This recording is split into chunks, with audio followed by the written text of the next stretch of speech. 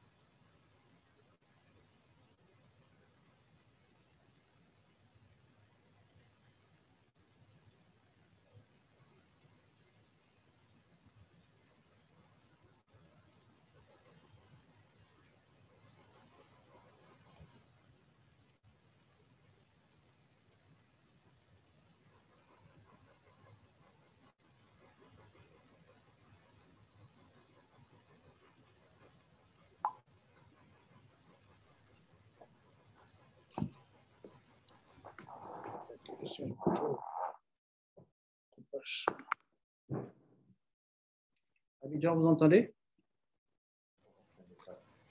Merci, nous vous entendons. Bonjour et bienvenue, honorable Faustine Boukoubi. Bonjour, mesdames, et au plaisir d'échanger avec vous. Merci infiniment. Donc, nous commençons à 10h40, ce qui fait dans 1 minute, nous commençons. Ben, comme vous le voyez, je suis à votre disposition. Merci infiniment.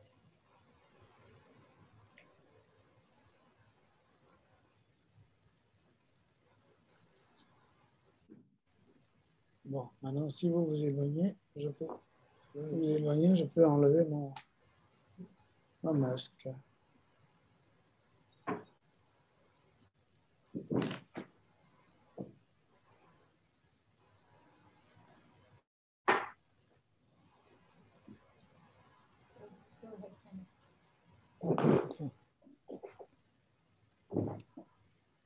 Bon, nous allons commencer. Bonjour ou bon après-midi à toutes et à tous. Je me nomme Sonia Piotier du secrétariat du réseau des parlementaires africains pour l'évaluation du développement à APNOD. Bienvenue à la semaine d'évaluation J-locale de 2021. Nous sommes très heureux de vous avoir parmi nous. Nous vous remercions d'avoir pris du temps pour participer à cet événement. Nous avons quelques informations avant de débuter cette table ronde. Premièrement, cette table ronde sera enregistrée. Par conséquent, vous pourrez la revoir sur le site de l'évaluation indépendante du développement de la Banque africaine de développement. Aussi, l'interprétation simultanée est disponible. Vous pouvez y accéder en cliquant sur l'icône en bas. Durant les discussions, s'il vous plaît, pour les participants, nous vous demandons de muter vos microphones afin que nous puissions entendre clairement les panélistes. Pour la session des questions-réponses, Vous pouvez écrire vos questions dans le chat ou dans l'onglet questions-réponses. Le thème de notre table ronde, c'est Parlement africain, contrôle renforcé et lutte contre la corruption, enseignements tirés du renforcement des programmes de conformité. Nos deux panélistes sont l'honorable Faustin Boukoubi, le président de l'Assemblée nationale du Gabon, et l'honorable Brian Doubé, président de la Commission des comptes publics du Parlement du Zimbabwe. Il remplace l'honorable avocat Jacob Francis Mudenda, qui a eu un imprévu de dernière minute. Notre modératrice, c'est Karen Roth-Mustenman.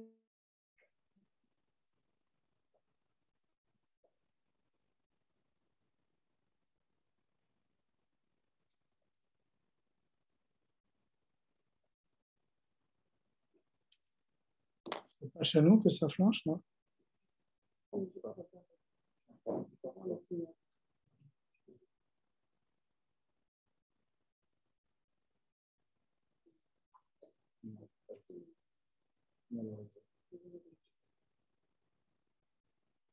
Vous êtes sûr que le réseau est bon, là?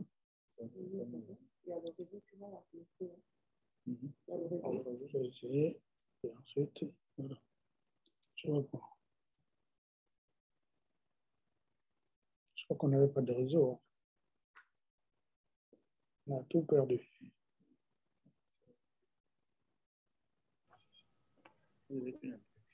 I apologize for the brief technical problem. My name is Karen Roth-Munsterman. I'm the Acting Evaluator General of the Independent Development Evaluation at the African Development Bank.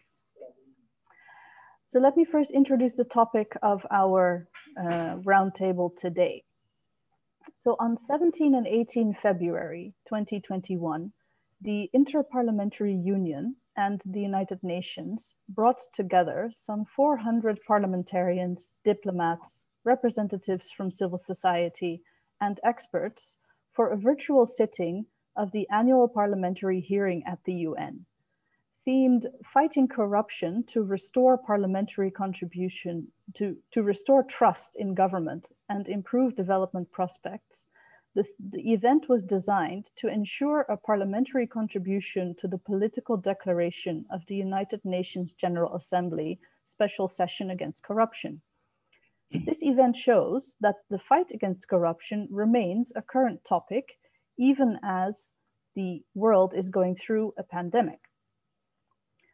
Corruption is a global phenomenon, which occurs in varying degrees in developed and developing countries alike. According to the Inter-Parliamentary Union, it has grown at an alarming rate in recent years. Corruption is detrimental to the effectiveness of government programs and ultimately to development. Funds are diverted from their intended purpose and laws are applied unequally or ineffectively. Corruption hampers the improvement in the living conditions of the population pursued by the government. Parliaments, as the representatives of the people and tasked with oversight over the government's actions, have an important role to play in fighting corruption. Oversight is one of the primary functions of Parliament. It aims to improve accountability and transparency in government.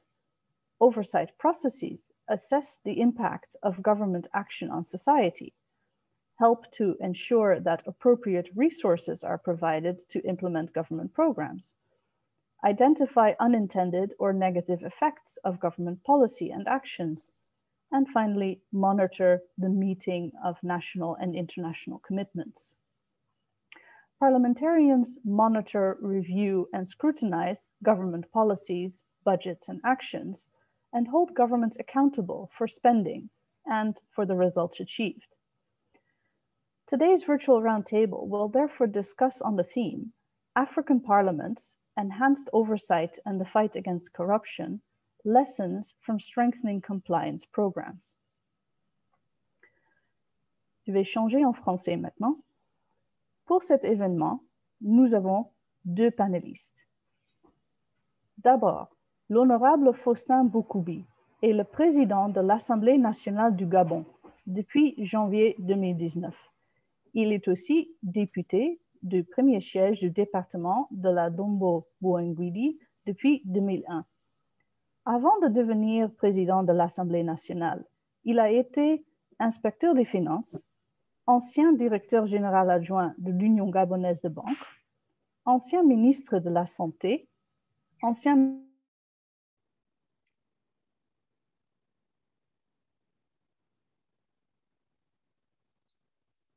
C'est pas chez nous, ça.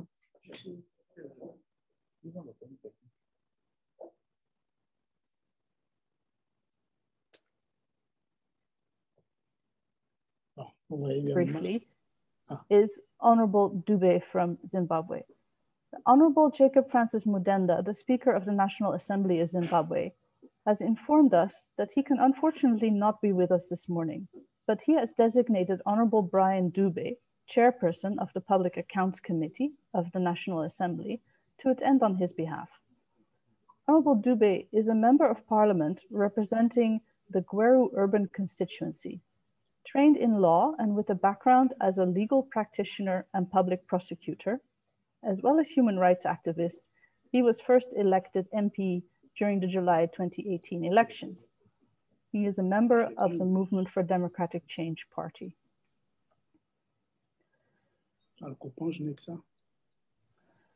Without any further delay, we will discuss on 3 key points that will help us to understand specific tools that the parliaments in Gabon and Zimbabwe use to strengthen compliance programs and fight corruption, namely lawmaking, oversight, and parliamentarians' capacity for fighting corruption.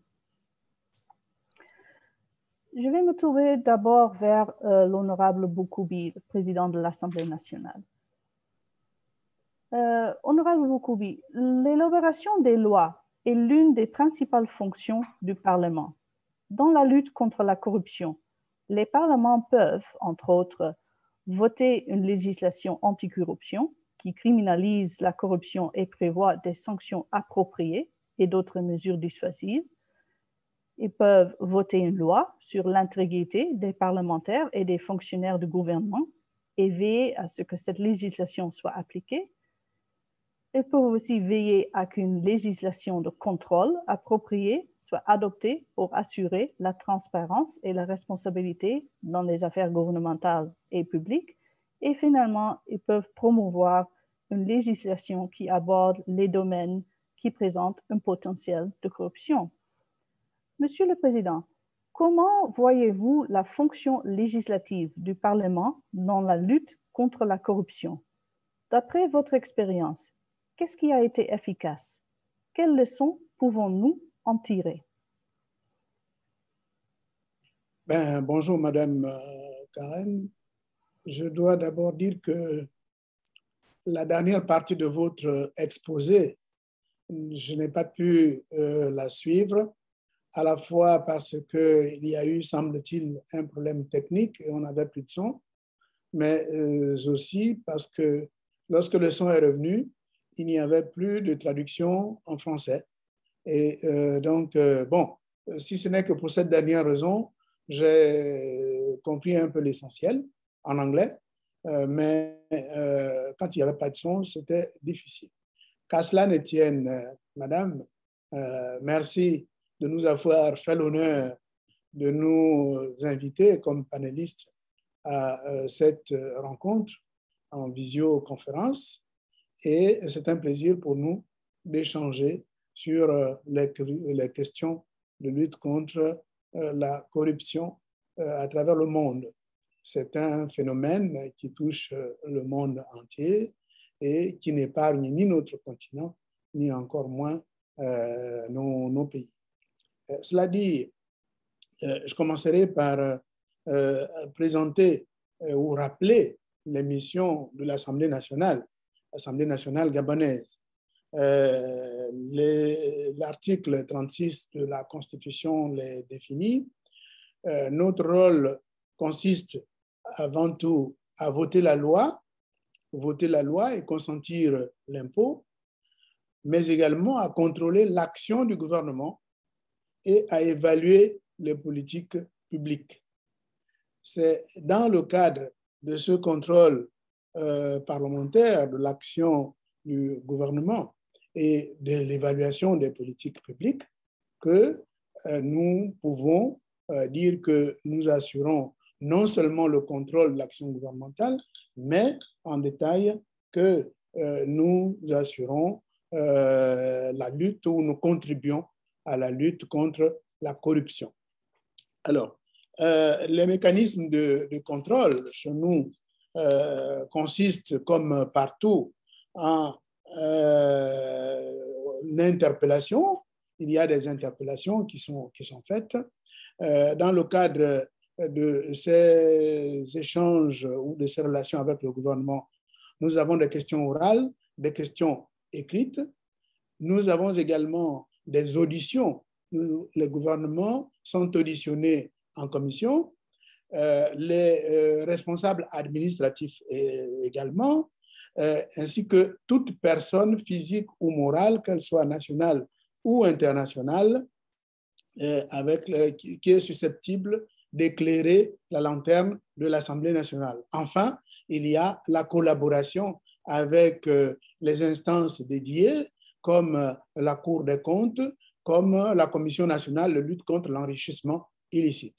Voilà, en gros, les missions de l'Assemblée nationale. Maintenant, qu'est-ce qui a été fait? Bon, en plus de cela, nous avons les commissions d'enquête parlementaires.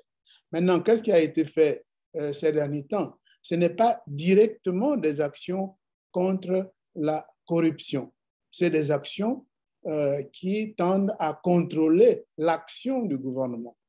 Donc, nous ne sommes pas directement dédiés à la lutte contre la corruption, mais c'est de manière indirecte que le Parlement y contribue. Et donc, ce qui a été fait ces derniers temps, c'est non seulement l'adoption de lois qui renforcent le dispositif législatif de lutte contre la corruption, des lois, soit initiées par le gouvernement, soit des propositions de loi, mais également, nous avons mené des commissions d'enquête parlementaire, nous avons mené des enquêtes parlementaires, des enquêtes notamment sur la gestion de la COVID-19, ce qui relève de l'actualité récente. Quelles leçons nous pouvons nous en tirer? Les leçons, c'est que il y a beaucoup à faire. Et dans ce beaucoup à faire, il y a la nécessité de la collaboration des différentes instances, instances nationales, instances internationales. Et nous nous efforçons justement à veiller à la stricte application des dispositions législatives et réglementaires. Voilà à ce stade ce que je peux dire. Je ne sais pas si j'ai répondu à toutes les questions que vous avez posées.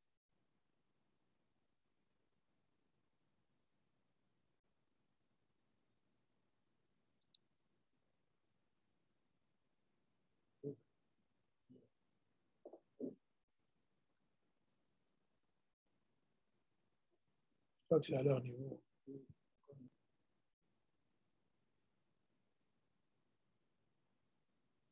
Alors, est-ce que vous m'entendez? Est-ce que vous avez entendu la fin de mon intervention? On vous entend maintenant. Malheureusement, j'ai raté quelques phrases.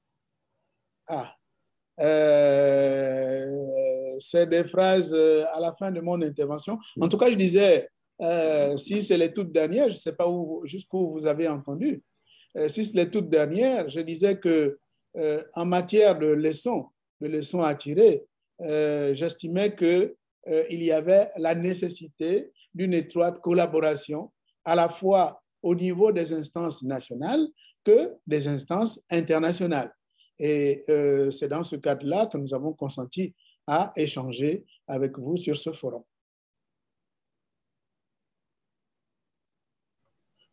Merci beaucoup, Monsieur le Président.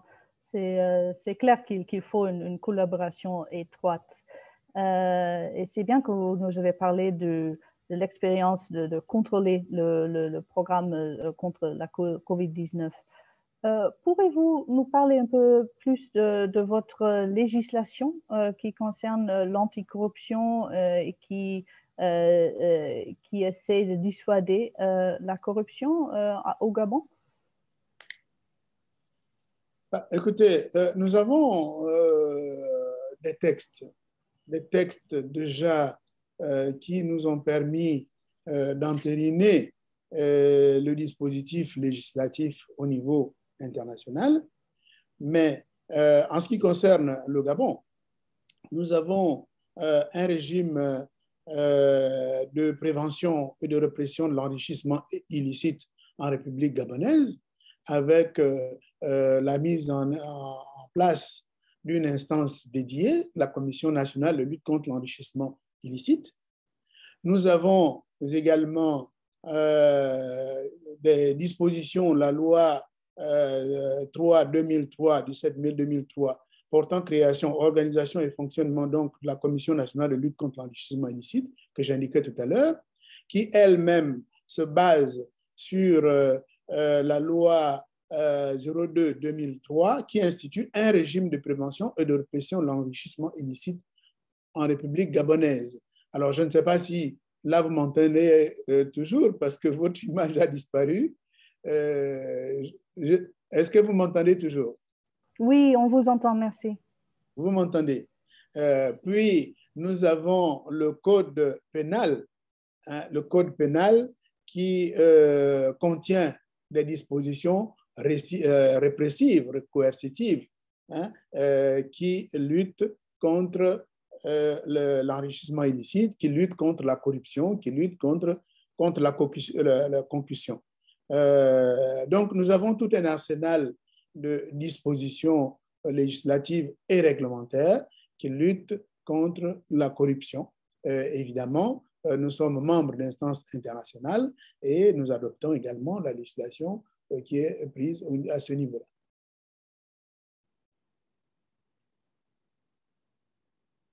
Merci. Let's just check the interpretation. If I speak in English, do you hear me now?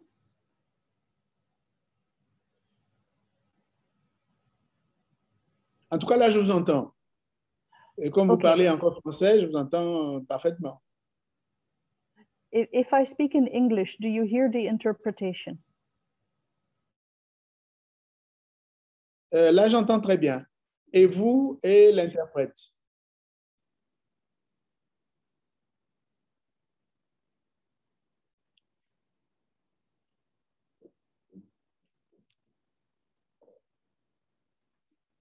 J'ai l'impression qu'il y a encore un blocage.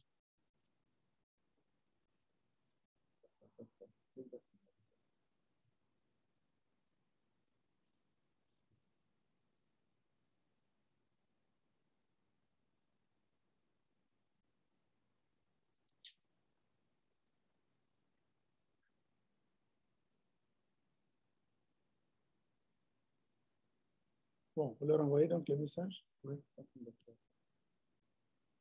Bon, en tout cas, là, ils ont disparu. Là.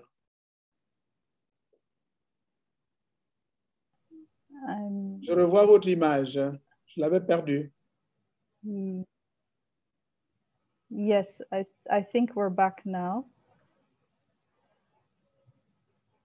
Comment voyez-vous le rôle du contrôle et surtout le rôle des comités, des commissions parlementaires, par exemple les commissions sur les finances et leur rôle dans le contrôle du budget national? Quels ont été quelques facteurs de réussite en utilisant le contrôle pour lutter contre la corruption? Et quels ont été les défis?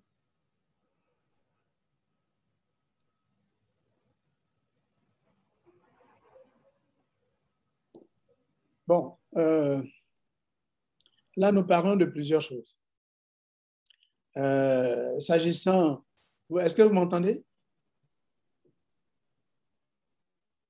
Oui, on vous entend. Vous m'entendez? S'agissant de la commission des finances, ou des commissions de finances, puisque nous en avons deux, à raison de une par chambre, le Parlement gabonais étant bicaméral, comme beaucoup. S'agissant donc des commissions des finances, leur rôle consiste à examiner en amont les projets de loi de finances, les projets de budget. Donc, à ce niveau-là, nous veillons à ce que les lois soient appliquées. Nous regardons et les ressources et les charges de telle sorte que tout cela soit en harmonie avec et les politiques nationales et les dispositions législatives et réglementaires. Nous passons beaucoup de temps à auditionner les ministres et les services compétents. Ça, c'est au niveau des commissions et ça, c'est le rôle du Parlement. Ensuite, vous avez les contrôles qui se font par le Parlement après le vote du budget. C'est ce que je vous indiquais tout à l'heure, c'est les interpellations du gouvernement, c'est les questions écrites, les questions orales, et ce sont les commissions d'enquête parlementaires et les commissions d'enquête et de contrôle, ainsi que les missions d'évaluation. Ça, c'est le Parlement. Mais à côté de cela, vous avez l'instance judiciaire, qui est la Cour des comptes, qui, elle, est habilitée à examiner tous les comptes publics, quel que soit le service. Elle s'assure de l'exactitude des opérations comptables et elle veille évidemment à la bonne utilisation des budgets. Ça, c'est le rôle du pouvoir judiciaire. Le pouvoir judiciaire représenté ici par la Cour des comptes. Et le pouvoir judiciaire rend compte à travers les rapports au pouvoir exécutif et au pouvoir législatif.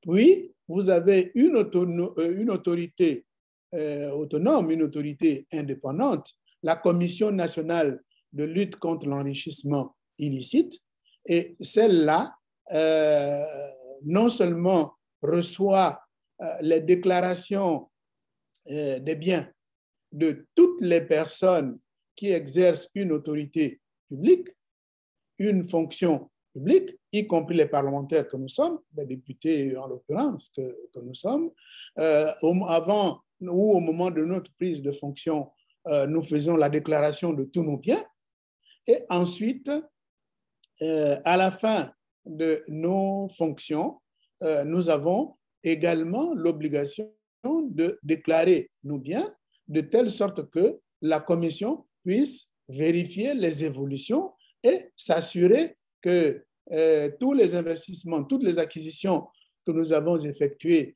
pendant l'exercice de nos fonctions provenaient bel et bien des financements réguliers. Alors, votre image est en partie, je ne sais pas si vous m'entendez toujours.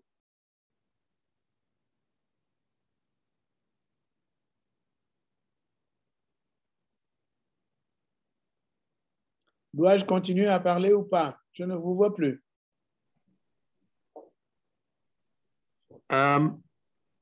Please proceed.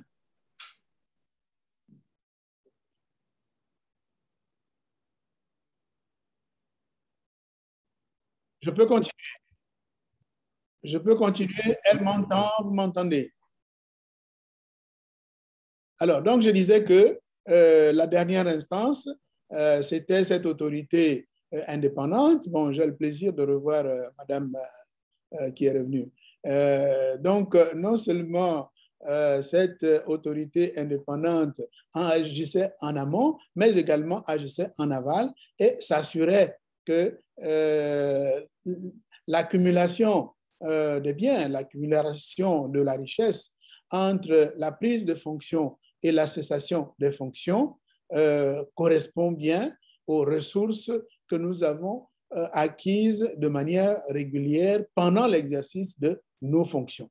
Et bien évidemment, ces trois instances, aussi bien parlementaires, judiciaires que autonomes, agissent de concert, entretiennent une étroite collaboration, enfin une collaboration. Pour le moment, elle se limite à la présentation des différents rapports, mais la collaboration est préconisée et elle devrait donc nous permettre de lutter davantage contre la mauvaise gestion.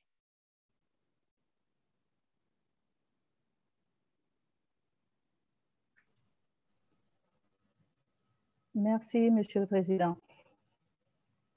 Dear participants, please, I'd like to remind you, if you have questions for our president, please do put them into the chat and I will pass them on when we come to the Q&A section. I see Honorable Dubé still has difficulties getting through, so we will continue with Honorable Mukibi. I just have one more question and then I will open it up for Q&A questions from the participants. Vous utilisez le franglais là, monsieur. Oui, je parle les deux, mais pas dans la même phrase. Donc oui, enfin, j'aimerais vous interroger un peu sur la capacité des parlementaires à lutter contre la corruption. Un argument souvent avancé est que l'incapacité de lutter contre la corruption n'est pas due à l'absence de loi et de politique, mais que le problème est un manque de capacité à mettre en œuvre et à faire respecter la conformité. Quelle est votre opinion à ce sujet? Qu'est-ce qui empêche les parlements de mettre en œuvre et d'appliquer efficacement les réglementations et les politiques de conformité? Bon, madame, je ne sais pas ce qu'il en est des autres pays, mais en ce qui concerne le Gabon, comme je venais de vous le dire, les législations sont mises en place. Les lois existent, aussi bien pour lutter contre l'enrichissement illicite, c'est ainsi que nous l'appelons chez nous, pour lutter contre l'enrichissement illicite, que pour mettre en place les organes compétents pour assurer cette lutte contre l'enrichissement illicite. Donc, à notre niveau, le problème de capacité ne se pose pas. Les lois sont adoptées, ces lois-là sont en vigueur et ces lois sont en application. Le problème de capacité, à notre niveau, ne se pose pas. Bon. Donc, pour le vote de loi, ça existe. Maintenant, comme je vous le disais, le rôle du Parlement par rapport à la lutte contre l'enrichissement illicite, il est indirect. Nous votons les lois à la fois pour arrêter les dispositions législatives qui empêchent l'enrichissement illicite, à la fois pour mettre en place les instances, mais après, vous avez le pouvoir judiciaire qui lui prend le relais. Il n'y a pas de problème de capacité au niveau du Parlement parce que notre rôle ne consiste pas à appliquer les lois que nous votons. Nous votons les lois. Le dispositif existe. Et c'est d'autres qui sont chargés de mettre en œuvre ces lois-là. Et donc, nous, le problème de ressources humaines ne se pose pas. Le problème de capacité ne se pose pas. Et lorsque vous regardez notre Parlement, que ce soit l'Assemblée nationale ou que ce soit le Sénat, les ressources humaines qui existent proviennent de divers horizons. Vous avez vous-même si bien rappelé que moi-même, j'étais inspecteur des finances. Donc, ça veut dire que j'ai un minimum de capacité de contrôle de l'activité financière. Et avec moi ici, vous avez beaucoup de parlementaires qui proviennent du ministère des Finances ou du ministère de l'Économie, qui proviennent même du secteur privé. Donc, les capacités chez nous, le problème ne se pose pas. Bon, je ne sais pas ce qu'il en est d'autres pays, mais lorsque je rencontre mes collègues d'autres pays, qu'ils soient africains ou qu'ils soient d'autres continents, les capacités existent, les lois existent. Maintenant, il faut peut-être chercher d'autres raisons ailleurs. Sinon, les parlementaires ont les capacités d'adopter les lois idoines et c'est ce que nous faisons.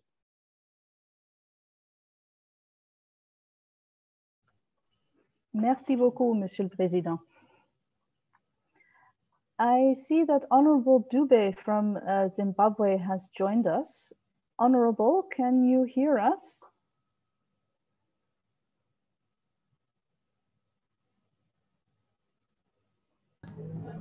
Thank you very much. I can hear you. A very good afternoon to you.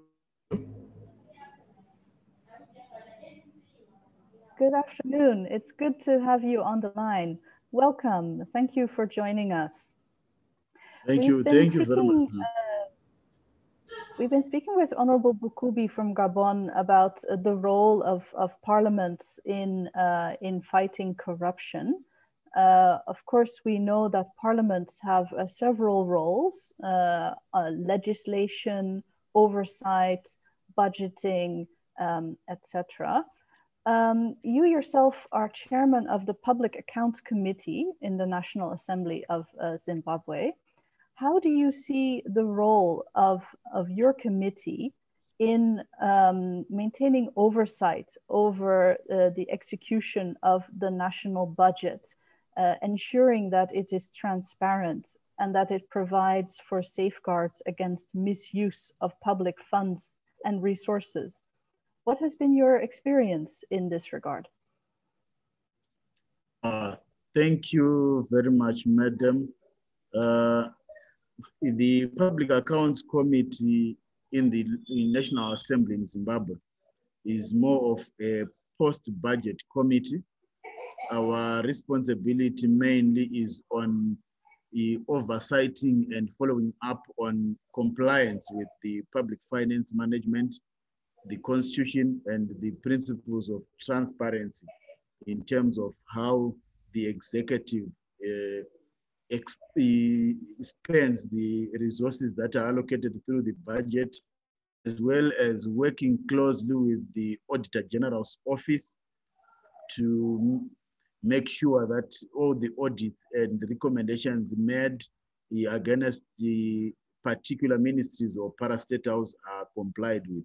My experience has been that it is a very, very difficult job to do, mainly on the basis that there is serious resistance at times from the stakeholders to comply with the recommendations, and also the corruption that is happening at high levels is usually very sophisticated, and it requires a lot of work to make sure that we expose it. I can say in short, the pursuing corruption is a very, very difficult task for Parliament in its oversight role, on the basis that usually the people involved in corruption are high level, very connected, and at times more sophisticated than the systems that we may have in terms of trying to follow up. But Parliament has played a very important role and has managed in many instances to expose corruption, as well as make a lot of people account. As you would know, we also have a former cabinet minister who was actually convicted for corruption arising from some of the works of Parliament, where certain issues were actually exposed in the Ministry of Energy.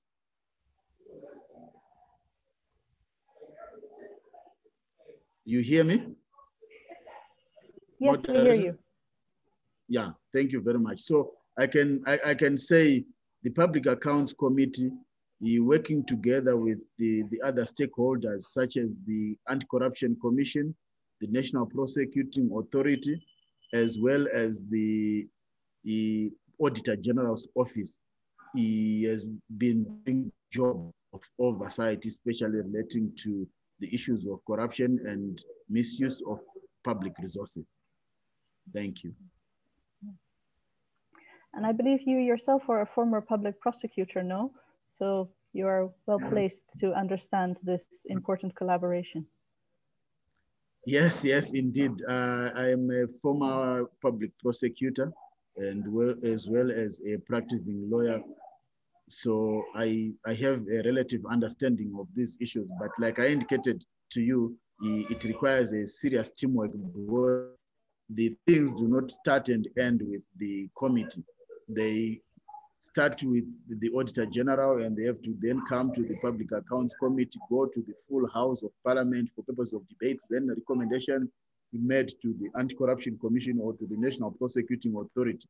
So the process requires a strong team and serious commitments from all the stakeholders involved. So it sounds like teamwork is one of the success factors in fighting corruption. Can you also tell us a bit about some of the challenges with ensuring compliance with the legislation and the laws in place? Yeah, thank you very much. The main challenges in terms of compliance with the laws usually arise from the fact that we had or we still have the Public Finance Management Act in Zimbabwe, which is actually currently under review. We are actually next week going through public hearings to make sure that the amendments that are necessary are put in place. Our main challenge relating to compliance has been the consequential side of the law. The law stipulates the do's and don'ts, but the law is weak in terms of the consequences or punishment that can be meted for non-compliance. So that's where we are trying to work on as Parliament to make sure that the consequential aspects of non-compliance are dealt with, because people would have recommendations done by the Auditor General's office and also the guidelines that are already there in terms of the Public Finance Management Act. But they may decide not to comply with those recommendations, and the law did not have the punishment part, the penalty part, which is actually what we are trying to work on as Parliament to make sure that when the executive or any member who is responsible for consumption of public funds or resources fails to comply, there must be now a provision. That's what actually Parliament of Zimbabwe is working on now. And starting next week on Monday, we're actually undergoing the public hearings together with the Budgets and Finance Committee for purpose of making sure that the Public Finance Management Act is reformed so that it gives that extra hand that we didn't have, the consequential aspect. Thank you, Honorable. Can I also ask you a bit about parliamentarians' capacity for fighting corruption? An argument often put forth is that the inability to fight against corruption is not due to lack of laws and policies, but the problem is rather one of capacity to implement and enforce compliance. What is your view on this? What prevents parliaments from effectively implementing and enforcing compliance regulations and policies? Of course, in terms of capacity, an ongoing process, we always need to learn like what the Parliament of Zimbabwe does. We undergo continuous trainings relating to how to interpret reports, as well as how to understand the other aspects of the law process. What I can say is the handicap is not in Parliament, because Parliament makes the law, but it does not enforce the law. Parliament makes the law, Parliament oversights. Then the enforcement of the law is done by the executive. So when we make the law, it's then go down and enforce it. We can't arrest. Parliament has no arresting power. Parliament has powers to make recommendations, make debates, and also then ask the executive to do its job and aside on the the job is done. Like what we are doing now in Zimbabwe, we have actually made it mandatory that if Parliament makes a report, the minister responsible must then, within a prescribed period, what the committee would have made as observations and tell us the actions that have been done. That's what Parliament can do, because we do not have the arresting powers. We have legislative powers. We don't have enforcement powers because of the separation of powers doctrine. The courts are the ones who must convict those that are guilty using the law that Parliament would have done. Then the executive must then execute or enforce those laws using also the law that Parliament would have done. But Parliament on its own cannot go that extra mile of then enforcing the law. What we can do is to make sure that we follow up with the executive to make sure that the law has been enforced.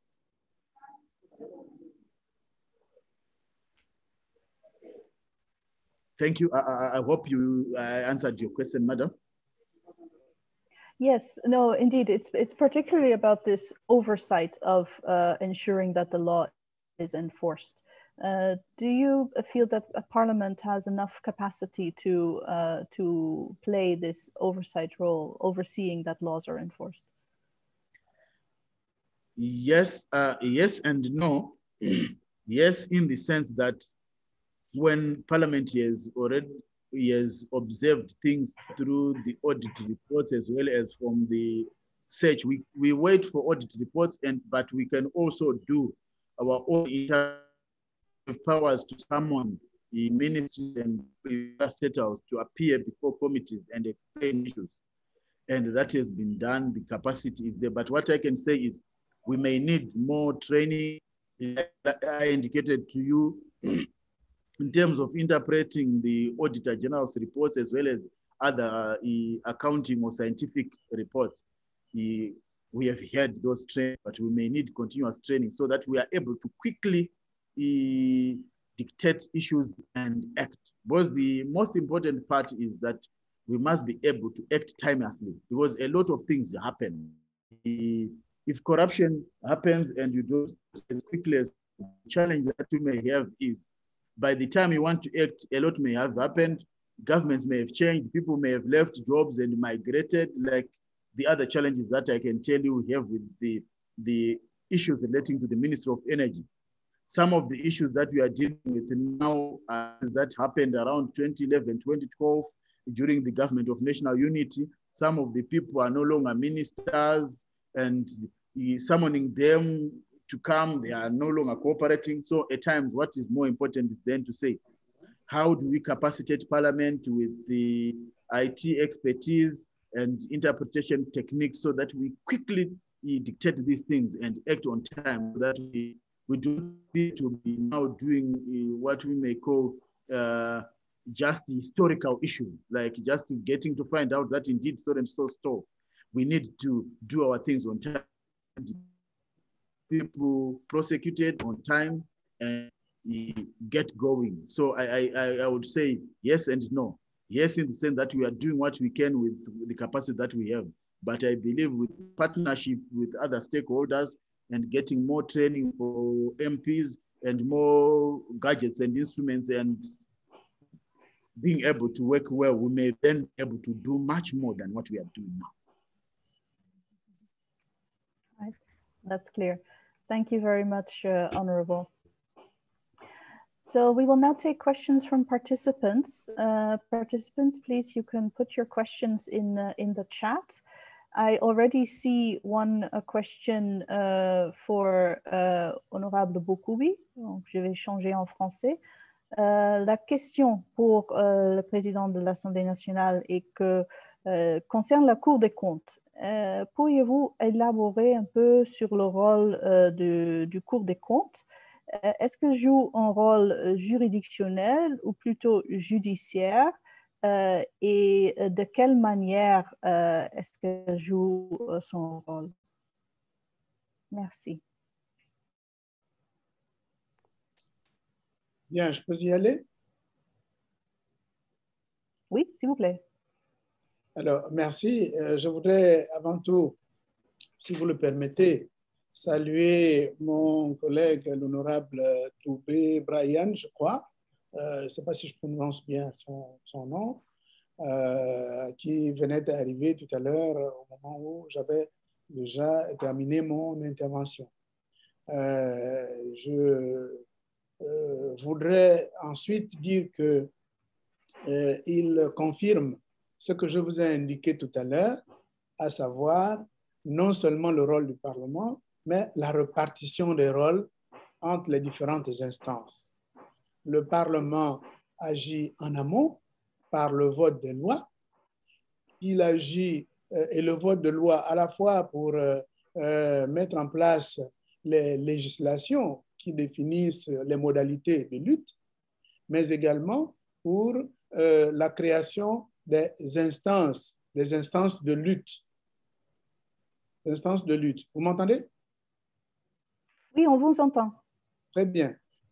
Ensuite, après ce vote de loi, dans le cadre de l'application des lois, le rôle du Parlement consiste à travers les interpellations, à travers les commissions d'enquête parlementaire, les questions au gouvernement, l'évaluation de la politique gouvernementale, le rôle dans le cadre de la mise en œuvre ou l'application des lois, consiste à veiller à ce que le travail qui est fait par le gouvernement corresponde à ce qui est prescrit dans les lois et que se fait de manière idoine. Mais ensuite, vous avez les instances, d'autres instances, comme les instances judiciaires, la Cour des comptes, sur laquelle la question est posée. Et avant de revenir sur cette question, et vous avez chez nous, en ce qui nous concerne, la Commission nationale de lutte contre l'enrichissement illicite. Pour ce qui est du rôle judiciaire, de la coercition, des poursuites, des arrestations, ça ne relève pas du tout du rôle du Parlement. Nous nous contentons, après avoir voté les lois, de contrôler, d'adopter des lois, de soumettre ces lois ou de soumettre les rapports de nos contrôles acquis de droit à l'exécutif, à l'autorité judiciaire, et c'est à eux de prendre les dispositions nécessaires, soit pour les mesures disciplinaires, soit pour les mesures coercitives, les mesures judiciaires. Maintenant, s'agissant, comme l'a demandé un intervenant ou un participant, du rôle de la Cour des comptes, il est à la fois juridictionnel et judiciaire. Il contrôle l'exécution du budget, l'exécution de la loi des finances au niveau de la Cour des comptes.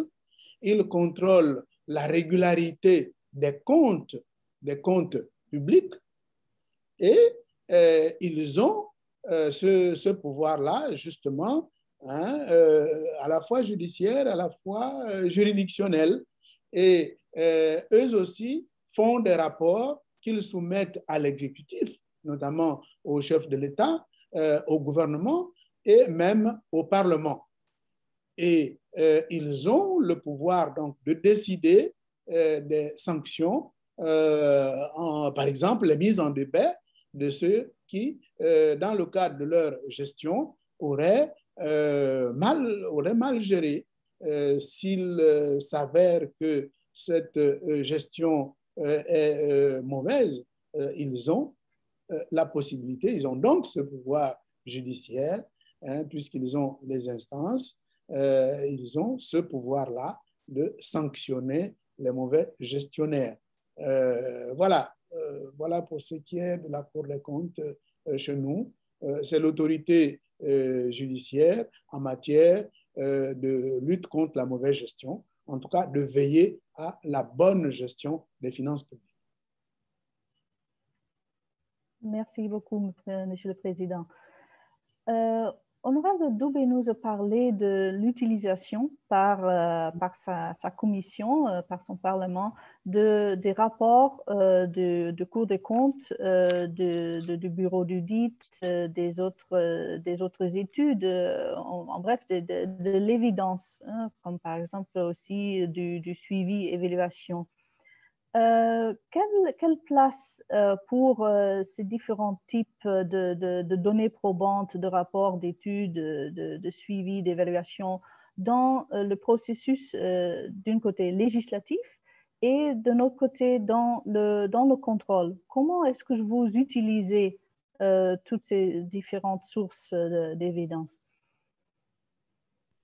Alors, d'abord, comme je l'ai dit, nous collaborons, et ça c'est constitutionnel. La Cour des comptes appuie le Parlement dans le contrôle du gouvernement en matière de gestion budgétaire, de gestion financière. Donc, dans le cadre de notre collaboration, ce rapport, le rapport de la Cour des comptes, pour nous, est un préalable à l'adoption des lois de règlement et ensuite des lois de finances ultérieures. Donc, nous recevons le rapport et nous voyons s'il donne le feu vert, disons-le de manière triviale, hein, s'il donne le feu vert à l'adoption de la loi de règlement de l'exercice concerné, s'ils estiment que le budget a été bien exécuté et que les comptes publics sont bien tenus. Les comptes publics sont bien tenus. Donc, nous faisons de ce rapport-là un document de travail, hein, sur lequel nous nous appuyons,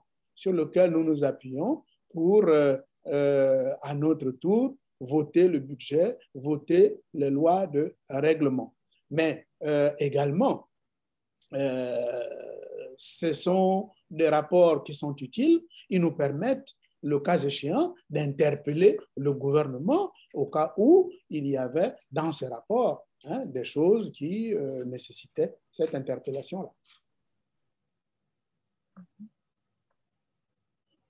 Merci beaucoup, Monsieur le Président. Let me turn to Honorable Dube again. The fight against corruption is not just an African issue, and efforts at combating it have been going on for quite some time.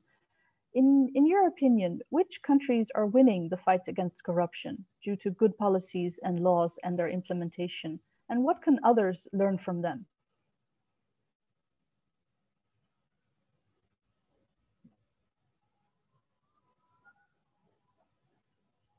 Honorable, did you hear me? Sorry, I did not hear you. What are you saying? Yes, I'm asking you a question. The fight against corruption is not just an African issue, and efforts at combating it have been going on for quite some time. In your opinion, which countries are winning the fight against corruption due to good policies and laws and their implementation? And what can others learn from them? Thank you. I got your question. Yeah, it's not an African problem. The issue of the fight against corruption is found across the globe on the basis that everywhere where there is money and everywhere where there is a budget and people receive the public resources, there is always that temptation to want to use public resources for personal use. And I can say I am happy and impressed to say that the examples that I will give are actually African. I will not go beyond Africa. I will relate to a success story that we are seeing in Rwanda, a success story that we are seeing in Botswana. Those are notable examples of places or areas where, from the report by Transparency International, we see that there is a serious improvement, as well as in Namibia.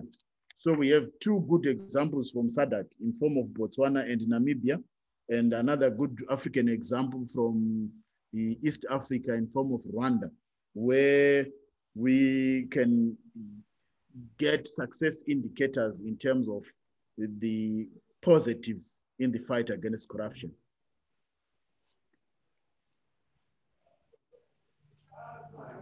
Maybe you may want me to go on. Maybe you may want me to go on and explain that we, as the Parliament of Zimbabwe, we have also done what we call the comparative studies and visits. We have had a visit to Rwanda to get to learn how they managed to win in this fight.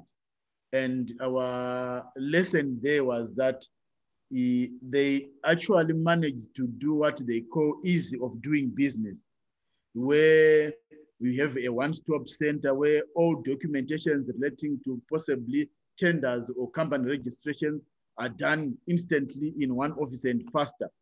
And they indicated that that was the reason why they reduced the corruption, because the more you have bureaucracies in terms of getting things done, where you move from one office to another, there is that risk or temptation for corruption, because you need to get your things done faster and you may end up being tempted to pay one or two people for that to happen. So Rwanda managed to have that system of easy way of doing business with their one-stop centers, and it has worked. So Zimbabwean Parliament is actually considering that and trying to get into that as a lesson. And also we are trying to improve our deeds registry systems, as well as the company registry mechanisms, so that we also eliminate the corruption that arises from bureaucracy. Then from Botswana, we also had a study and realized that Botswana is one major source of their income in form of diamonds, but they've managed to optimize the benefits from the diamonds in form of cutting and polishing. So as Zimbabwe, we've also realized that we have many minerals, and many of our challenges arise in terms of corruption in the mining sector.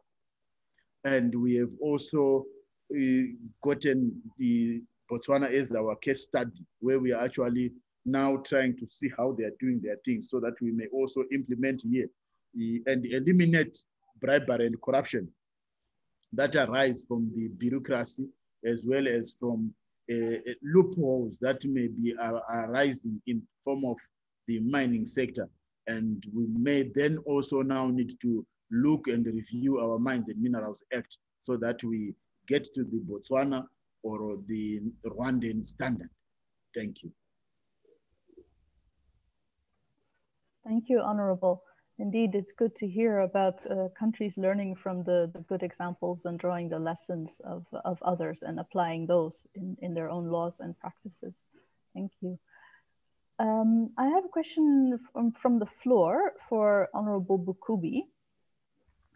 Given that Honorable Bukubi said that his institution has no capacity problems, what does he think about the issue of timely responsive capacities that could help Parliament's action to be more contemporary than historical? So about real-time response and actions. Monsieur le Président.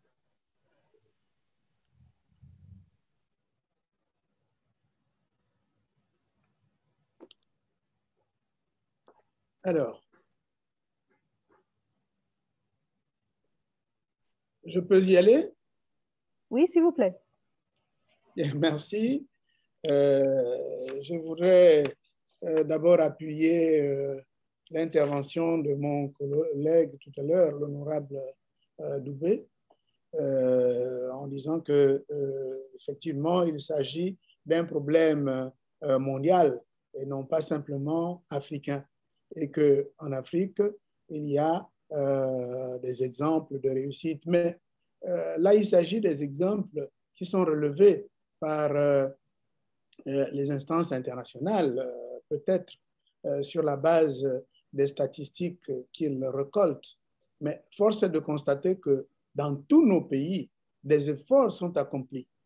Des efforts sont accomplis et si vous regardez bien, si vous vous informez bien, vous vous rendrez compte que dans plusieurs pays, il y a eu des procès où il y a eu des arrestations de personnes ou de personnalités pour mauvaise gestion, pour corruption peut-être. Donc, la lutte est effectivement menée dans tous les pays avec plus ou moins de réussite parce que les problèmes ou les contextes de chaque pays sont différents d'un pays à un autre. Pour ce qui nous concerne, nous avons, en plus de ce que j'ai indiqué, en étude, justement pour renforcer ce dispositif-là, un Conseil national de la bonne gouvernance hein, qui est initié ou qui est en cours d'élaboration. Nous avons l'Agence nationale d'investigation financière qui, elle, agit pour investiguer sur les transactions financières hein, qui ne seraient pas appropriées. Bon, s'agissant des capacités, oui, nous avons les capacités et ces capacités peuvent agir, comme c'est déjà le cas, à la fois de manière ponctuelle, mais aussi de manière durable à moyen et long terme. Les parlementaires en ont les capacités. Sauf qu'il y a une répartition de rôles. Comme je le disais tout à l'heure, nous agissons en amont, nous agissons au milieu à travers les contrôles de l'action gouvernementale, en collaboration avec les autres instances judiciaires et l'autorité indépendante, comme je vous l'ai indiqué, mais en dessous, vous avez l'autorité judiciaire, parce que le rôle judiciaire n'incombe pas au Parlement. Donc, quelles que soient nos capacités, nous pouvons investiguer, nous pouvons déceler des problèmes, nous produisons les rapports, mais ce n'est pas au Parlement qu'il appartient d'arrêter, qu'il appartient de condamner. Donc, lorsqu'il y a des condamnations, et c'est comme cela à travers le monde, hein, autant que je sache, ce ne sont pas les parlements qui arrêtent les mauvais gestionnaires. Donc, nos capacités existent, nous les déployons et elles sont perceptibles, elles sont appréciées par y compris la communauté internationale lorsqu'elle arrive, lorsqu'elle échange avec nous. Dernièrement, il y a eu un séminaire où nos membres de la Commission des finances ont participé avec la Banque mondiale à des rencontres. Les capacités ont été appréciées. Évidemment, elles méritent toujours d'être améliorées, mais le problème ne se situe pas à ce niveau-là.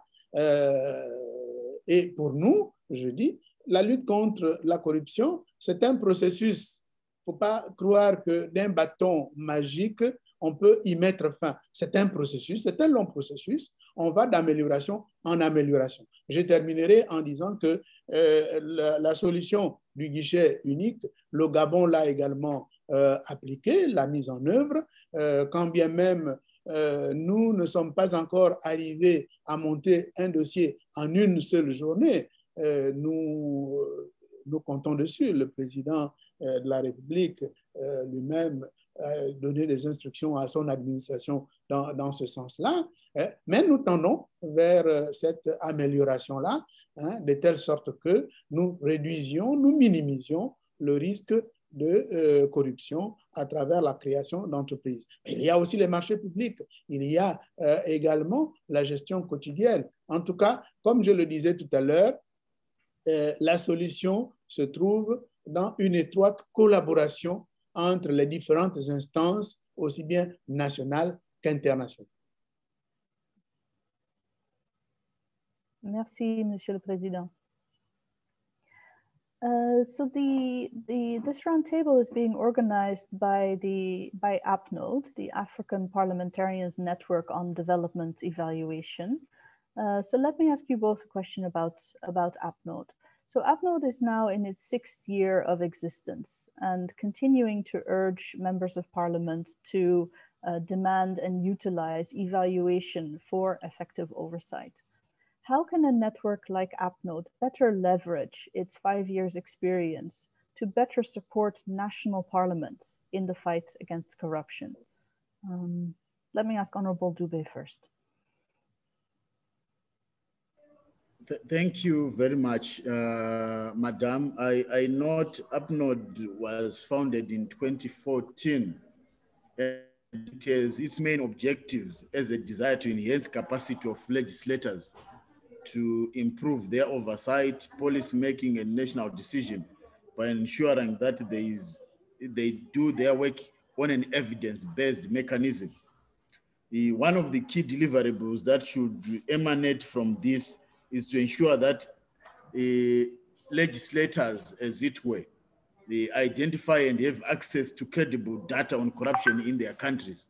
So it is an idea of having tools and correct data and statistics for purposes of making sure that the reports and debates, as well as any other activity of parliament relating to corruption, is based on information and facts, as it were.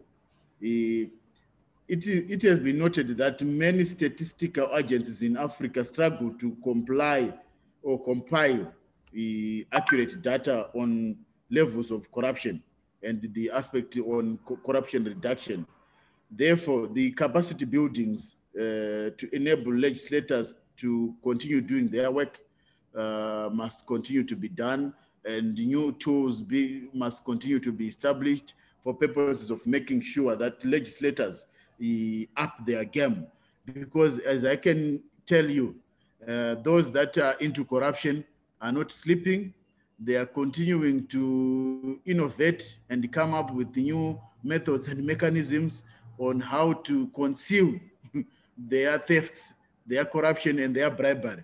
And as a result, parliaments must also be upping their games to make sure that there is capacity to have correct and proper statistics and to be able to match up with these people, because corruption is not done by the street guys. Corruption is done by the most sophisticated people of our society, the ministers, the accountants, the engineers, the lawyers. So these are the people that are in those senior positions of authority in government, and they have better brains, and therefore parliaments must continue to be capacitated to also match up with that. That's all I can say for now. I hope I've answered you. Yes, thank you very much. Monsieur le Président, que pensez-vous du rôle de l'APNOD pour soutenir les parlements nationaux?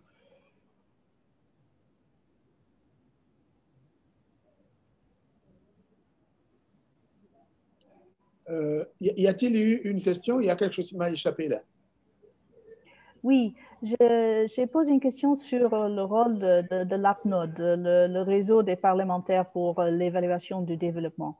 Donc, APNOD est maintenant dans sa 6e année d'existence et continue d'exhorter les membres du Parlement à exiger, à utiliser l'évaluation pour un contrôle efficace.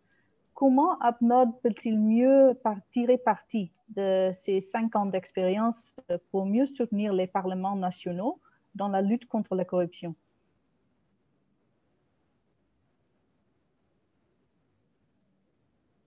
Mais je laisse le soin à mon collègue qui est arrivé en dernier à commencer à donner une réponse. Il a déjà répondu à la question. Ah oui, bon, alors, oui, parce que quand on passe l'anglais au français, parfois, il y a des choses que l'on perd. Comment l'APNOD peut... Maybe, is he saying I should repeat what I said, maybe for his benefit? Yes, perhaps you could just summarize what you said. Yeah, what I said is that... Cela m'aiderait beaucoup si on a le temps. Si on a le temps, oui, oui, parce que je n'ai pas très bien saisi votre réponse. Okay, please go ahead, Honorable. Please summarize your. Thank you very much. What I was saying is UpNode was established in 2014 and has done a lot of work in terms of establishing tools and other mechanisms to make sure that there is efficiency in terms of statistical collections on issues relating to corruption, bribery, and issues of abuse of resources, and also developing anti-corruption policies. But what I was saying is, building from that 6 years of experience, also what has come out is that the people who are into corruption are the sophisticated members of society, the ministers, the lawyers, the engineers, the accountants. Those are the people that are into this white collar crime. And as a result, they are also innovating and improvising and coming up with new mechanisms to hide and conceal corruption. Therefore, as a result, there is a need to continue to partner Parliament and make sure that new policies and appropriate anti-corruption mechanisms continue also to be established in African countries for purposes of matching up with the ever dynamic corrupt practices in the public sector.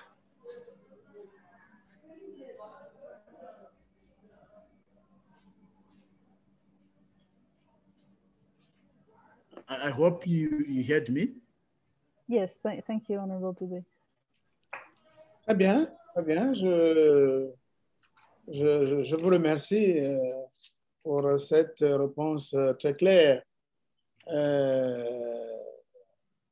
En ce qui nous concerne, nous pensons, bon, évidemment, comme vous, mais nous pensons que le rôle de l'UpNode peut consister à partager les expériences des différents pays et particulièrement à indiquer les mécanismes de lutte qui donnent des réussites.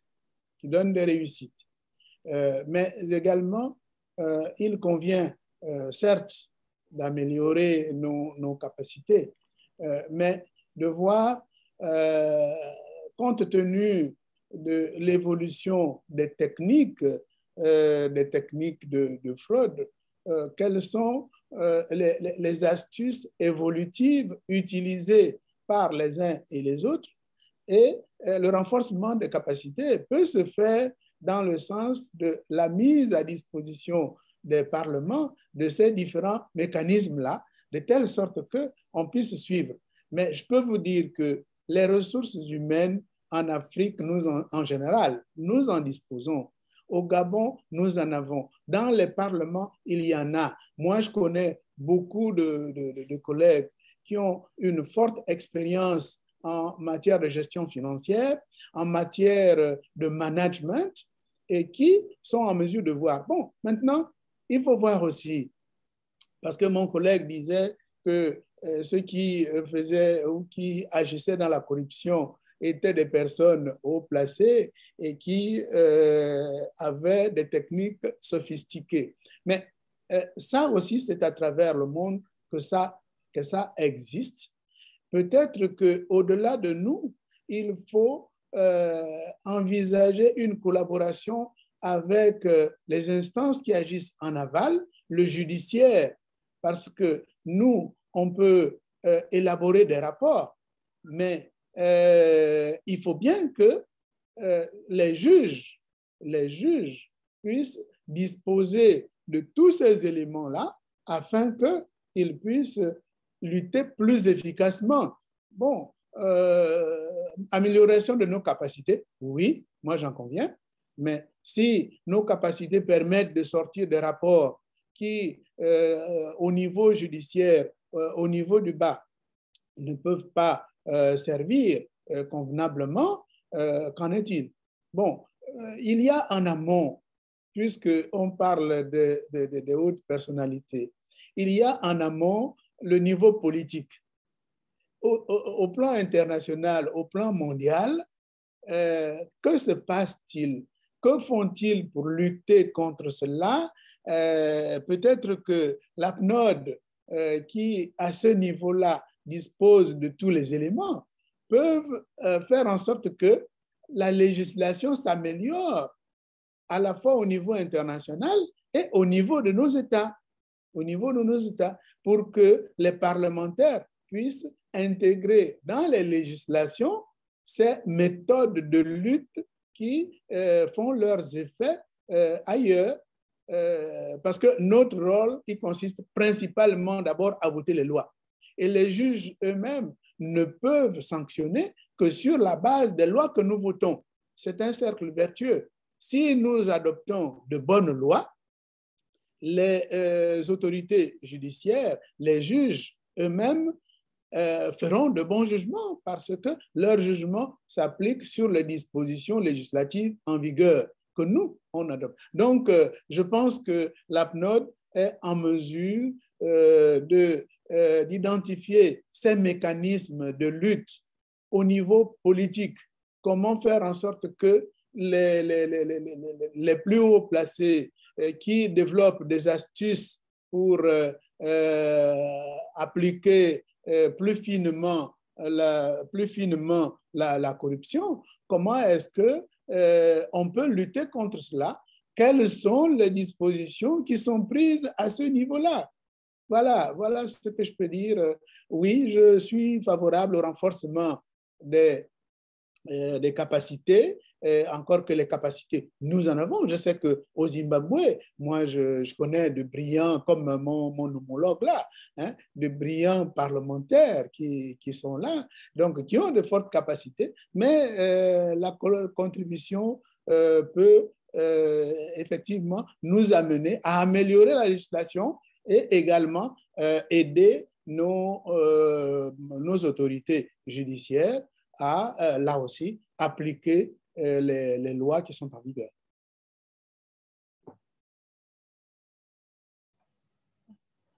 Merci beaucoup, Monsieur le Président. Oui, vous avez raison. Une des rôles de réseau APNOD est d'offrir aux parlementaires une plateforme d'échange, d'échanger des connaissances, des expériences et de promouvoir l'apprentissage les uns des autres. Donc vous avez raison en cela. So we are coming to the end of our virtual roundtable. So I will just ask our two speakers if they would like to make any closing remarks before I close the session. Honorable Dubé, would you like to make any closing remarks? Yes. To just say, if I want to thank the organizers for this wonderful exchange, and also to say to the Honorable Speaker, thank you so much also for the contributions. I also got to find the experience from his side. All I can say is the fight against corruption is a serious fight that we need serious collaboration. And we also, as parliament in Africa, expect a lot of partnerships from different actors to equip us and make us to up the game in this fight against corruption, which is not an easy fight, like even the speaker has indicated. It is something that it requires much more than the simplistic views that people may have. We need to up our game. I would say thank you very much for this opportunity. Thank you, Honorable, and thank you for being available at short notice. Monsieur le Président?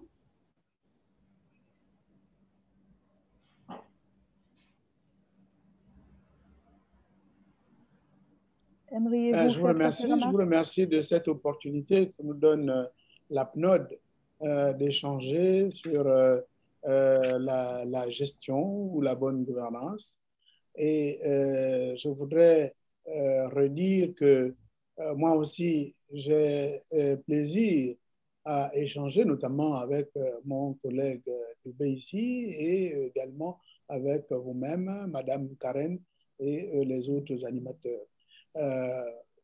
La lutte contre la mauvaise gestion ou l'enrichissement illicite, tel que nous l'appelons, est une mission noble dans la mesure où sa réussite peut permettre à la fois d'accroître la croissance de notre économie, de revigorer notre économie, revigorer notre croissance économique, mais également d'améliorer le bien-être de la population.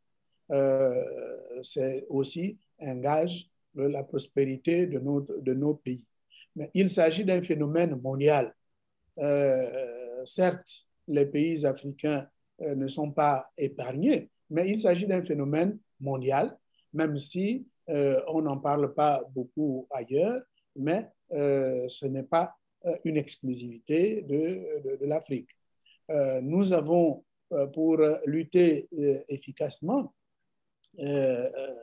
les capacités, certes, à améliorer, mais aussi et surtout la collaboration entre les différentes instances internationales, et nous pouvons compter sur l'APNOD pour non seulement assurer cette collaboration, mais également pour partager les mécanismes de lutte qui donnent des résultats probants partout ailleurs, sur les législations qui sont appréciées ailleurs, et également sur les résultats. Mais améliorer aussi vos statistiques, ou que les instances améliorent leurs statistiques sur les pays africains, parce que là, malheureusement, il y a des prérequis. Vous verrez qu'il y a des Africains qui sont d'excellents gestionnaires, qui font preuve de probité, tout comme il y en a également ailleurs. Et il y a des mauvais gestionnaires en Afrique, comme il y en a partout, mais les statistiques qui circulent parfois à travers le monde ne s'appuient que sur des mauvais exemples africains, mais je peux vous rassurer qu'en Afrique, les efforts sont déployés pour lutter contre la mauvaise gestion, et les résultats se font progressivement sentir. Donc, moi, je prône la collaboration au niveau international, la collaboration au niveau des instances nationales, parallèlement à l'amélioration de la législation et au renforcement des capacités. Merci, Monsieur le Président. It seems we've lost Honorable Dubé again. So we're going to bring this virtual roundtable to a close. Again, I'm sorry for all the technical difficulties that we've had. We will make the recording available on our website after, for all those who were not able to follow, who were not able to join, or who were not able to follow in full. So let me just say thank you again to both of our panelists for sharing their rich knowledge and experience with us. Let me also thank all of the participants for participating, for their attention, for their questions. Let me thank the support staff behind the scenes who have made this roundtable possible. And let me also thank the interpreters. So thank you all, wishing you a very good day. Bye-bye.